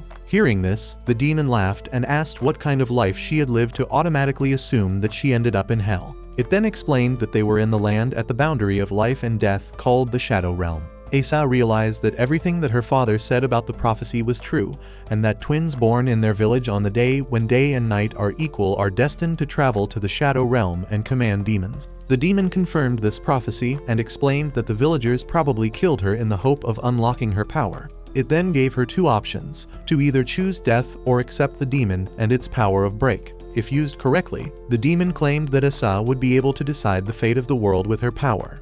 But it also warned that most people would only see her as a tool to use. At that moment, Asa considered choosing death because she had already lost her parents. But then she suddenly remembered Yuru. Panicked, she asked the demon if he had already died and entered the Shadow Realm, but the demon replied that she wouldn't know because he would be sent to the demon who possessed the power of Seal. Asa realized that she could not die without knowing what happened to her brother, especially because she and her parents left him behind in the village full of people who might want to kill him. Not wanting to die before saving him, she decided to accept the power of break and return to the world of the living. Upon being revived, she found herself tied to the chair that her assassins bound her in. As blood still spilled from her body, she silently listened as her killers were arguing about how they messed up because she had not resurrected yet. The female assassin then reassured the guy that even if they failed this time, they could try again with the other twin to obtain the power of Seal. She added that since Yuru was brainwashed by the village, he would be easier to capture and manipulate. Asa decided she had heard enough and used her newfound powers to free her hands from the tied rope. One of her eyes started glowing as she went to attack them, ending the one-sided fight with just a single blow. Moments after, Gabby found Asa sitting next to the two assassins' bodies. Gabby felt bad for Asa because she had never taken anybody's life before, but Asa stated that she had now accepted the path that was chosen for her, and that included getting her own hands dirty. Now that she is done relaying the story of how she died and came back to life, Asa apologizes to Yuru for no longer being the sweet innocent sister he once knew.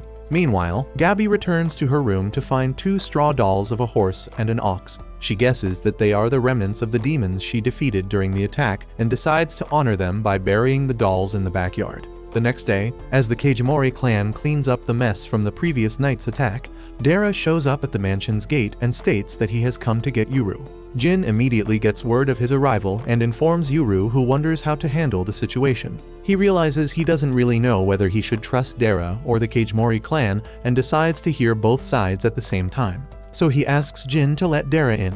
As they walk toward the entrance to meet Dara, they are intercepted by the creep Asuma, who points out how much of a mess the mansion is in.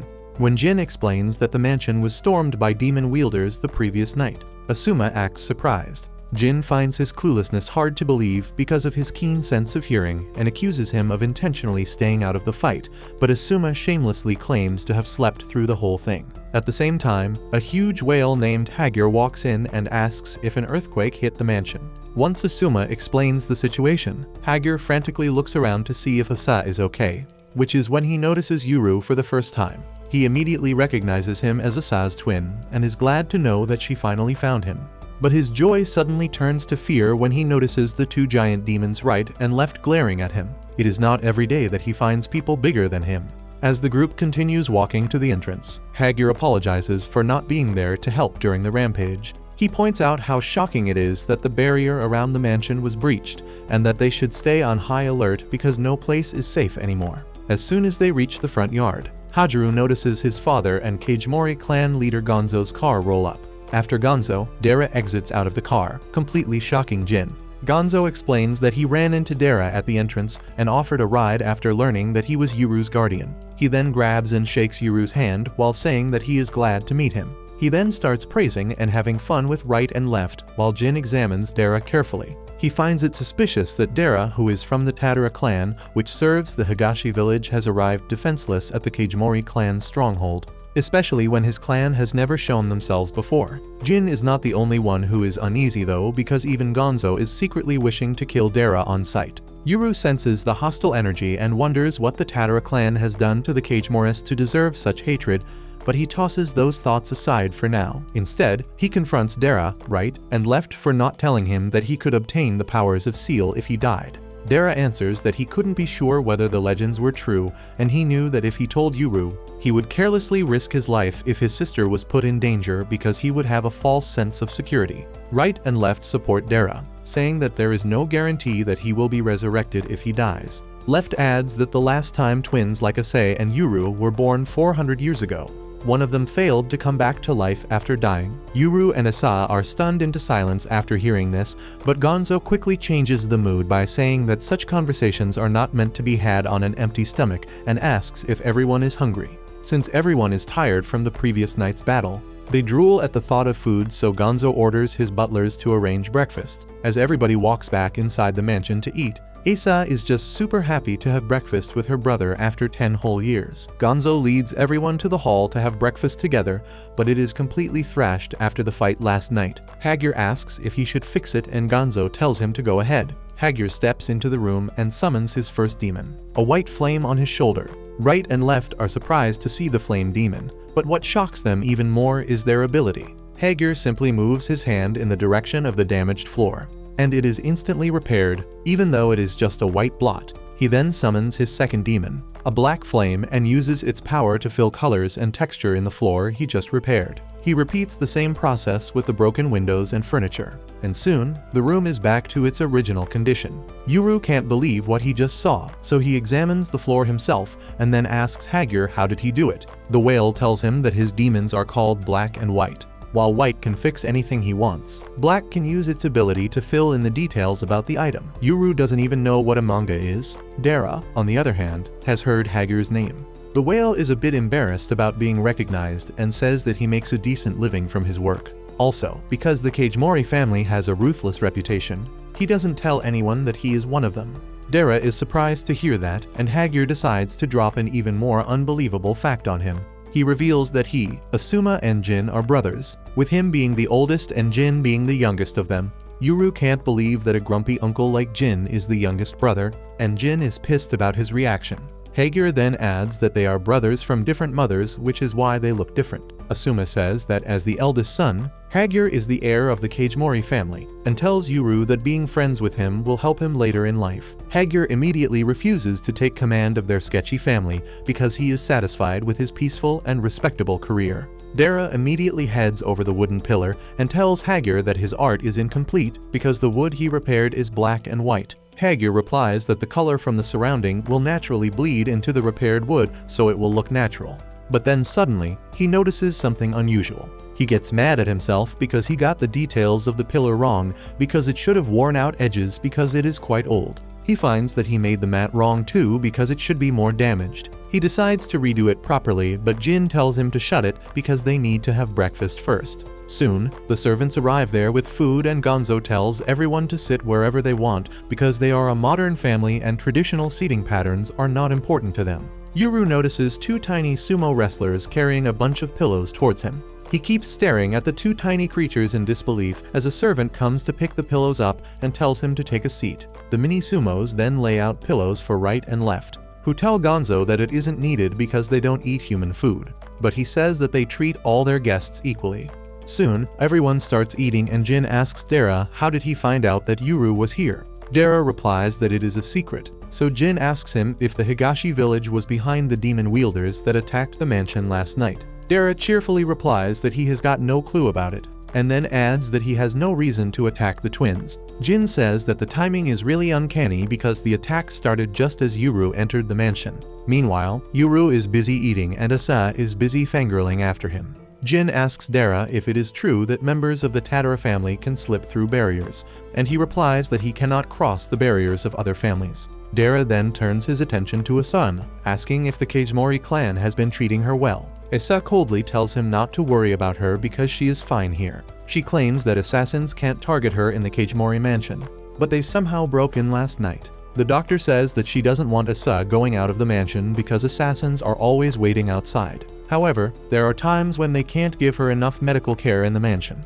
so she has to go to hospitals. Asa adds that she was at a hospital when she was kidnapped by the Higashi village assassins. Dara is shocked to hear that and asks Asa if she was unwell. She says that it was just a gastric ulcer, and then starts staring at him menacingly, saying that she got it because of the constant stress that assassins were after her life. Dara is intimidated by her attitude and apologizes, even though he has nothing to do with the attacks. He then asks Asa about her family registry because she can't have insurance without that. Asa replies that she doesn't have a family registry. She was planning to get it from her mom's side since she was from this world, but then her parents disappeared mid-flight. That comes as a shock to Dara because he never knew that the twins' parents had vanished. He says that he has not heard about this matter in the village, and claims that Higashi village might not be the one responsible for it. Gonzo clearly says that he doesn't believe him, and Dara clarifies that he has killed people invading the village, but he has never attacked anyone like the extremists from the village. He tells Gonzo that he came here without any weapons to peacefully pick up Yuru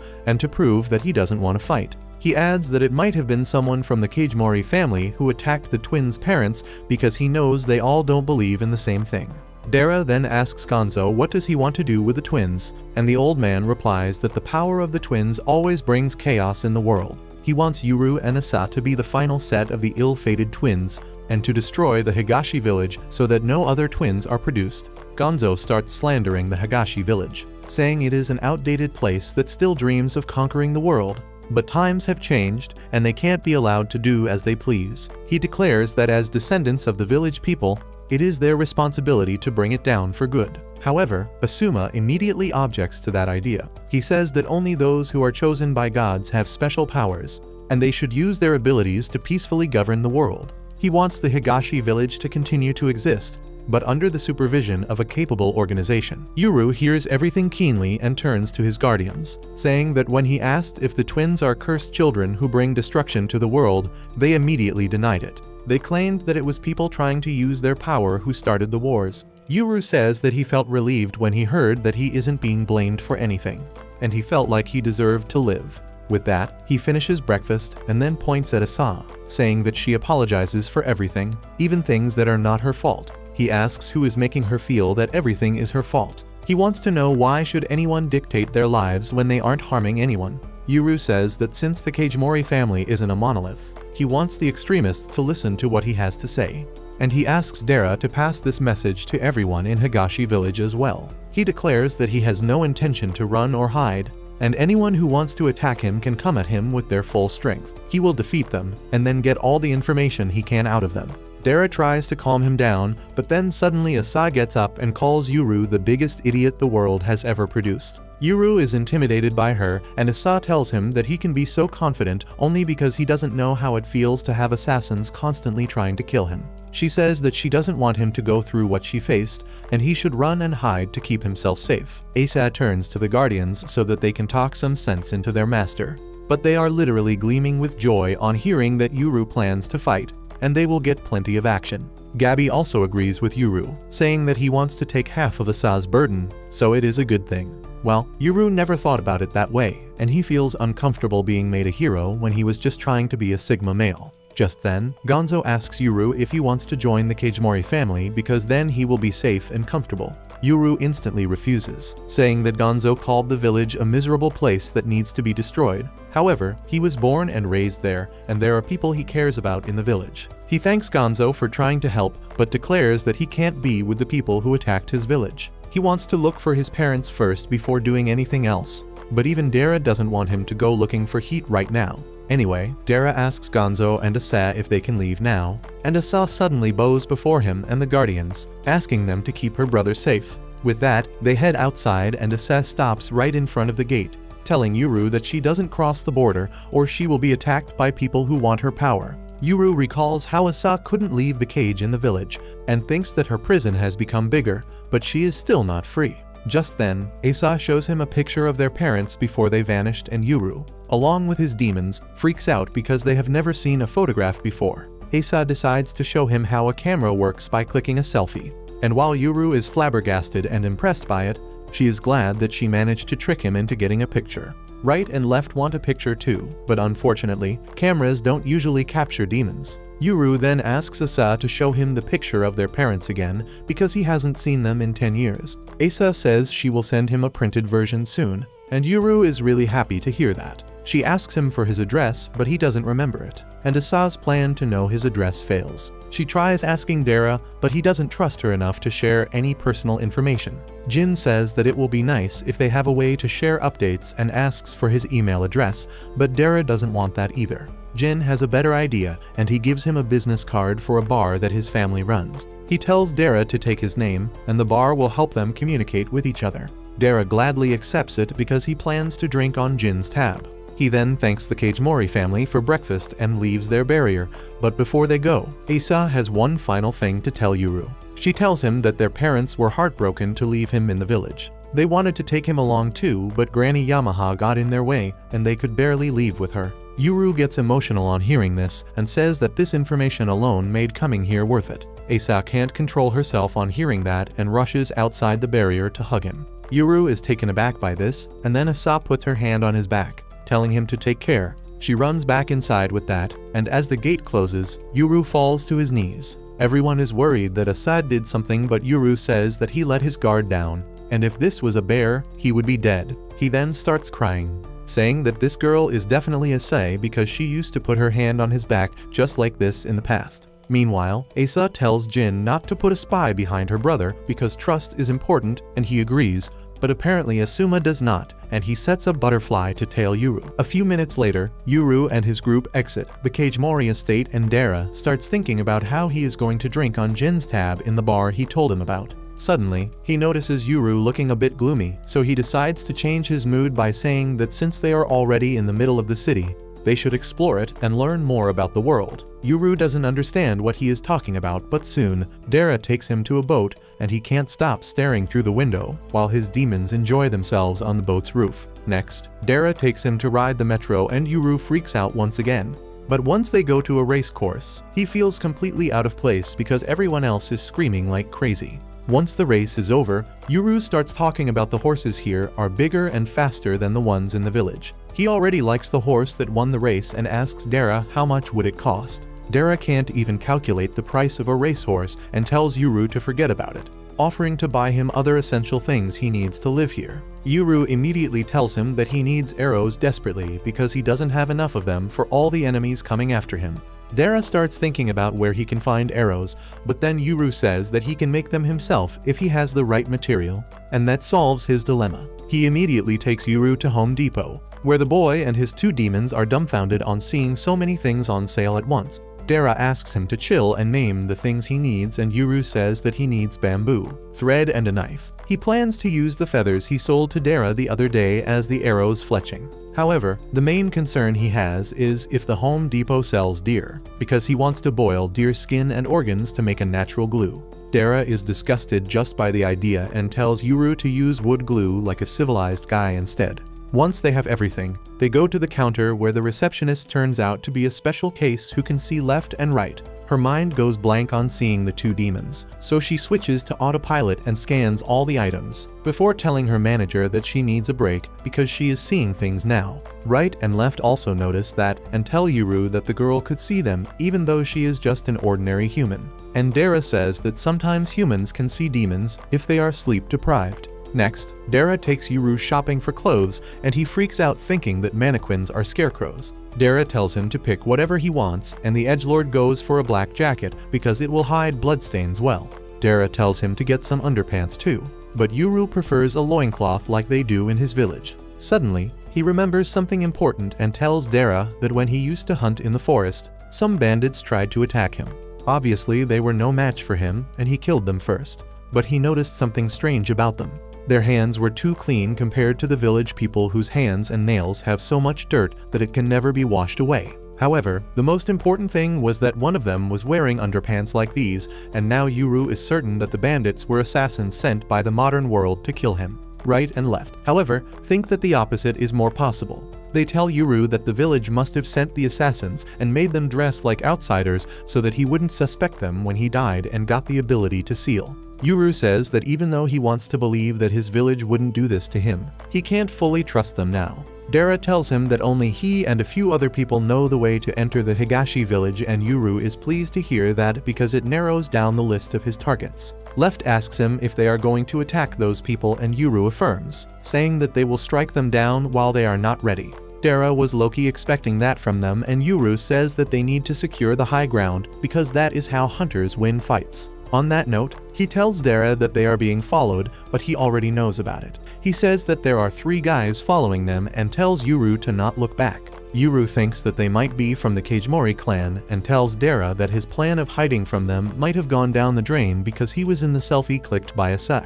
Dara tells him to chill because the mansion has many security cameras that would have captured his face, and he already considered that when he decided to pay the Kajimori clan a visit. Back in the Kajimori mansion, Asa is looking at her picture with Yuru. She swipes to see his solo pic, but her mood is spoiled when she sees Dara photobombing her brother. She immediately tells Gemini to remove him from the picture, even though Pope Leo wouldn't want that. Just then, Jin comes there and asks her to send him the picture of Dara, because he is a potentially dangerous person, and they need to keep an eye on him. Asa nonchalantly tells him that Dara isn't in any pictures she clicked, and the surprised Jin tells Blondie to check the security cameras for him. Deeper inside the mansion, Gonzo is talking to the captured attackers. The tan delinquent says that the guy in the camo jacket was their leader, and he contacted them last night, saying that he had a job for them. The girl shows her call logs to Gonzo, saying that she received the call around midnight, and the delinquent also got the call around the same time. Blondie remarks that they finished their fight with Yuru around the exact same time and then headed to the mansion. Jin asks them when did they enter the mansion, and they reply that they got inside just before 2 in the morning. That is surprising news for everyone because the security is tightest during night, and only clan members and their guests can cross the gate at night. Gonzo asks the 2 prisoners if there was anyone from the family at the gate to let them in, and the delinquent says that nobody was there. However, the girl reminds him that they got in through the west gate, which was wide open.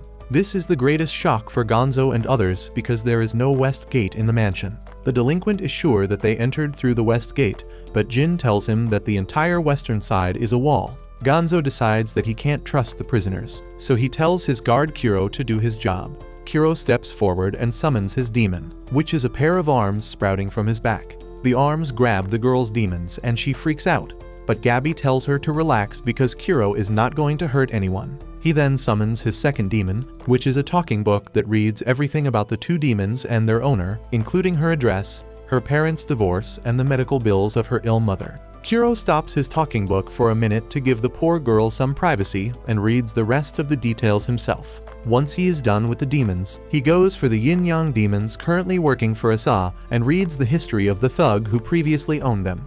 Kuro confirms that both these guys met each other for the first time last night. With that, Gonzo stands up and says that since both of them don't have any connection to the mastermind behind the attack and took the job only because they needed money, they should work for him. He tells the girl that he will even take care of her mother's medical bills. The delinquent gets excited on hearing this and asks Gonzo if he can clear his gambling debt too, only to get a sandal to his face. Once the matter is sorted, Gonzo walks outside with his guards, telling them to keep the 2 newbies as expendable soldiers. He also orders them to put other captured demon wielders to use and keep investigating.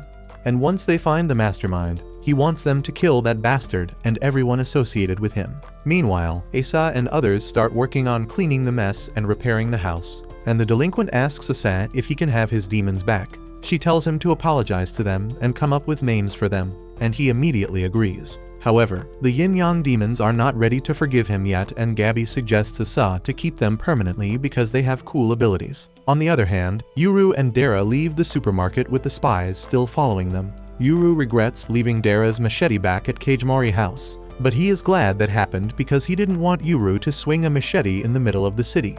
Dara tells him that if he needs weapons, he can grab some from his house, and Yuru asks if he is sure about that because they are being followed. Dara doesn't mind at all and leads Yuru to his place through confusing streets. His house is full of weapons, from axes to rocket launchers, and Dara tells Yuru to pick whatever he wants. He simply picks an axe when right and left warn both of them that there are demons around. Dara gets ready for action and apprehends the 3 spies who found him in the house. They pull out their guns as soon as they see him, but Dara disarms one, while the guardians pin the others down. The remaining guy runs for his life, but suddenly a thick mist engulfs him, and when it fades, the guy finds himself lost in the middle of nowhere. Dara tells him that the house is Tatara clan's secret base, and it is practically in the same dimension as the Higashi village. Only he knows the way out and tells the spy to tell everything about himself if he doesn't want to get lost here and die. The spy tries getting away but trips on the skeleton of an agent from the Kajimori clan who made the mistake of following Dara in the past. Right and left interrupt his interrogation and tell him that they still sense demons around, and Dara tells them that the Tatara house is a demon itself. However, the guardians are not talking about that, and Yuru and Dara get alert on hearing this. Suddenly, a long whip hits one of the spies and tears his head from his body. Everyone stares in shock as a creepy demon with super long arms comes out of the well nearby, grinning menacingly. As Yuru and Dara get ready to fight him, the demon's partner takes care of another spy while doing the most insane squat in history with its super long legs. The 2 creepy demons get together and start taunting the guardians, who are really pissed to see them. Left drops the surviving spy near Yuru, telling him to get away from this location because the demons in front of them are real monsters, and he can't handle them yet. However, she is itching for a fight, and so is Right, who seems to know the demons very well. Dara forces the knocked out granny spy awake, who immediately starts screaming in horror at the sight of the demons. Seeing her reaction, Dara determines that those demons are not hers and starts worrying about how an unknown third party managed to enter the Tatara's lost house and what they could want. He then turns to Right and Left, who seem to know the demons, for answers. Left says that they had met these demons named Longlegs and Longarms a long time ago. Even back then, the long-limbed demons caused a lot of havoc in the north side of the village. So with the help of a traveling monk who possessed the power of the seal, they confined them inside a mountain. Right then asks the demons how they escaped from the mountain, to which they answer that their new master dispelled the seal spell and granted them freedom after over 1,000 years. And now that they're here, they plan to settle the score with Right, Left, and the monk. Sadly for them, Right and Left have no idea where the monk is, claiming that his last known whereabouts were at the mountain itself. Dara tries to recall the legends surrounding Longlegs and Longarms. He remembers that they were a nightmare for farmers, as they were known for stomping on fields and flooding them with water they carried from nearby streams. Longlegs and Longarms get triggered after hearing these stories and swear that the villagers spread false propaganda about them while they were sealed in the mountain. In reality, all they did was eat a few innocent people, and after seeing the crowd here, they pick Yuru to be their next meal. They then ask Left and Right who their current master is and guess that if they are here, a new pair of twins must have been born, and the one who possesses the power of seal might be right here. Suddenly, Dara yells out Right and Left's names and commands them to attack Longlegs and Longarms. Right is about to put Dara in his place when he makes eye contact with Left and realizes that this is all an act. He quickly changes his tone and agrees to fulfill his master's wishes. Longlegs and Longarms take the bait and immediately start chasing after Dara, thinking that he is Right and Left's master. They whip their limbs forward to catch him, but Right and Left intercept them. They seem to have the upper hand at first, but Longarms swiftly escapes from Right's grip and starts bashing his head into the ground. Meanwhile, Longlegs also gains distance from Left and starts spinning his legs at a breakneck speed and uses the momentum to kick Left away. Dara fires several bullets at the demons, but this only pisses them off and draws attention back towards him.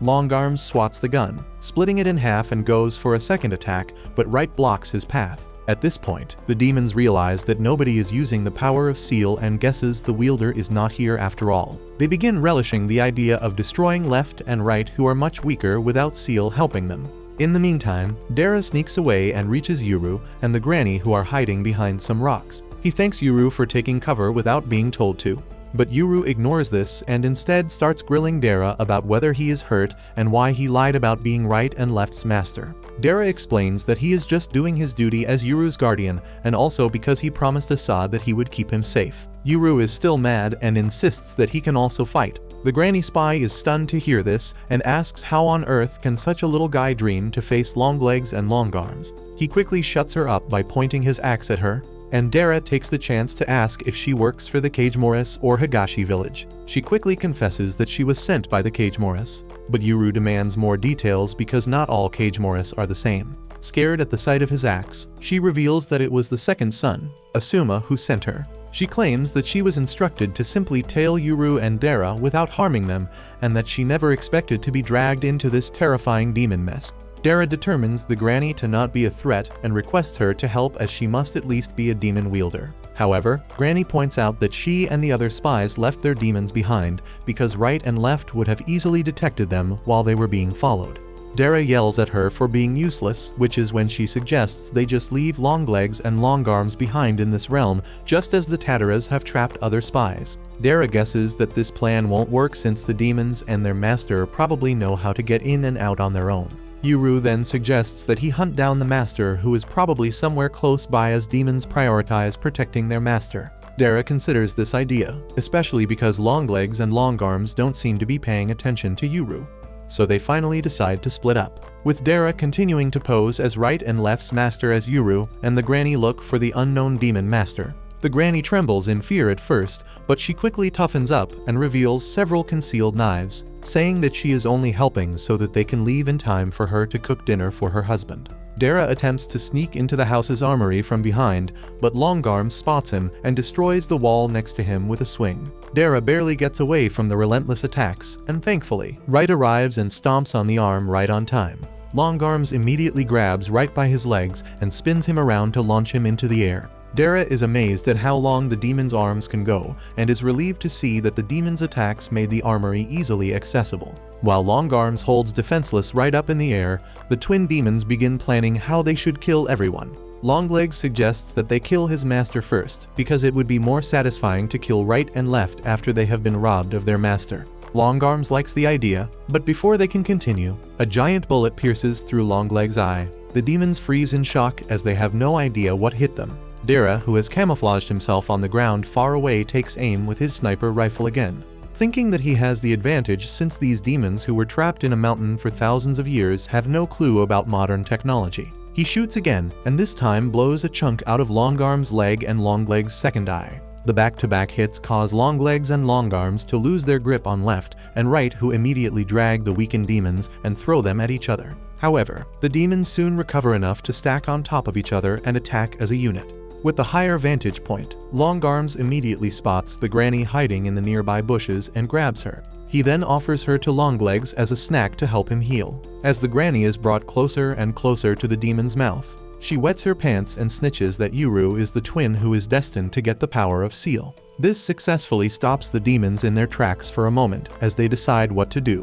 The granny hopes that they will go after Yuru instead, and as soon as they loosen their grip, she will cut the tendons in Longarm's arms. But things don't go according to her plan because the demons determine they still need to eat to heal themselves before doing anything and start slowly crushing her head. At that moment, a flying axe hits the demon's arm, causing him to drop the granny, who is picked up by Right before she hits the ground. The demons turn toward the attacker, who turns out to be Yuru. He tells them to leave the woman alone and go after him since he is the prophesied twin and true master of right and left. Longlegs and Longarms are stumped over what to do since Yuru does not have the power of the seal yet, and if they kill him, he will simply revive with the power, and they could be sealed somewhere for another 1,000 years. Longarms wonders if they can kill him immediately after he revives, but Longlegs points out that Right and Left would never let that happen. Surprisingly, Yuru then tells Right and Left not to interfere until he tells them to. Longlegs and Longarms don't complain and immediately begin their attack. Yuru successfully dodges all their punches while Right and Left stand motionless, reassuring the demons that they only have to focus on Yuru. As they chase after him, Yuru wonders how Longlegs can run so fast without any eyes. They reveal that it doesn't really matter because they are like two pieces in a puzzle, and that they are at their strongest when they are together in their current true form. Longlegs stomps on the rocks in their path, and Longlegs throws them at Yuru, who barely gets away. Dara, who has been trying to take aim from afar, struggles to make a shot as the demons are moving too quickly. Before he can do anything, the demons throw a skull at him, making it clear that he can't surprise them with an attack anymore. They promise to come after Dara after killing Yuru.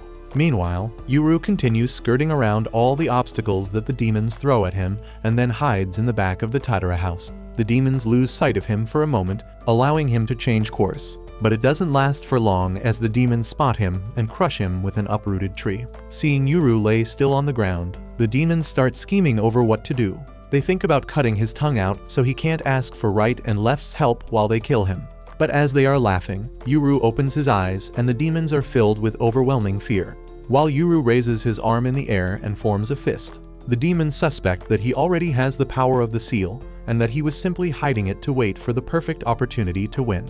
As the demons' thoughts start racing, Yuru points out that he successfully tricked them for a second, and that this second was enough for right and left to get an opening.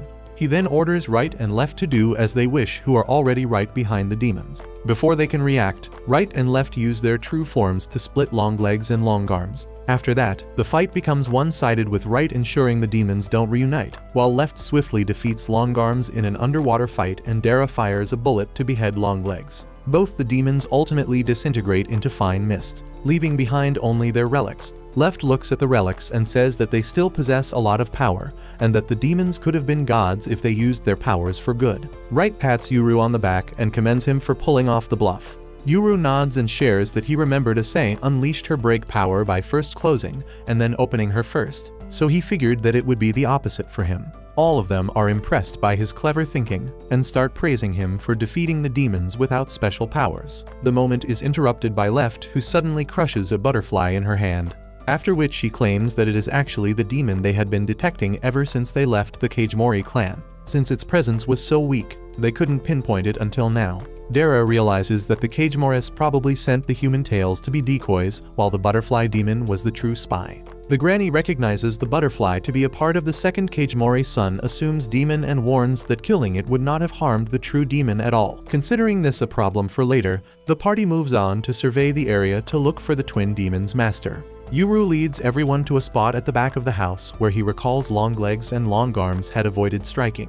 He kneels down and peeks below the house's floorboards to find the suspected master hiding and orders him to come out. A frightened voice responds by asking if Yuru will kill him, which surprises Dara as the suspect sounds very young. But Yuru doesn't seem to care and tells him his fate depends on how he decides to act. After thinking for a while, the suspect finally crawls out with his hands up and swears to tell them anything. Yuru glares at the little boy and asks him if he was Longleg and Longarm's master, which the boy immediately confirms. He then goes on to reveal that his name is Ken Tadara, and that he was told that he could meet his father here. Yuru quickly joins the dots and accuses Dara of abandoning his son. Dara instantly rejects the idea but slowly starts doubting himself after remembering all the women in his life. He frantically asks for the name of Ken's mother, which Ken reveals is Abeba. Not recognizing the name, Dara swears he can't be his father after all. Ken doesn't seem impressed and ends Dara's misery by revealing that his father is Roi Tadara. Yuru wonders where he heard the name Roi before. Dara shares that Roi is his father and Yuru must have known him from back when he used to visit Higashi village. He is about to explain further, but his thoughts are interrupted once he makes the shocking realization that Ken is his half-brother. Once Ken reveals that he is only 13 years old, Dara experiences a second shock because they are 22 years apart in age. Ken doesn't care about this family reunion and instead turns to Yuru to ask if he is one of the twin kids of Mine and Nagisa. Yuru is surprised to hear his parents' names for the first time in years and asks the boy how he knows them. Ken replies that he didn't personally know them, but his father was the one who taught them how to cross Higashi village's barrier. Both Dara and Yuru get riled up on learning this, with Dara butthurt over the fact that their father never told him about this and Yuru demanding to know where his parents currently are. Instead of answering them, Ken gets scared of the axe pointed at his face and starts crying. At that moment, Granny starts poking holes in Ken's claims by asking how the Higashi villagers never suspected the Tadaras of being Kagemori spies if Roi ultimately led Yuru's parents to the Kagemoris. Ken admits that he does not have any answers to that. Granny then shuts her ears and says that she'd rather not learn more sensitive information anyway, and swears that she won't snitch on Yuru and Dara once they get out since they saved her life. Dara agrees that there is no point in keeping her trapped in this realm since Asuma has probably already learned the way in using his butterfly demon. Yuru also senses that the granny doesn't want to kill them and asks her if her husband is also in this line of work. She replies that he is just a normal NPC who doesn't even know that she does this job.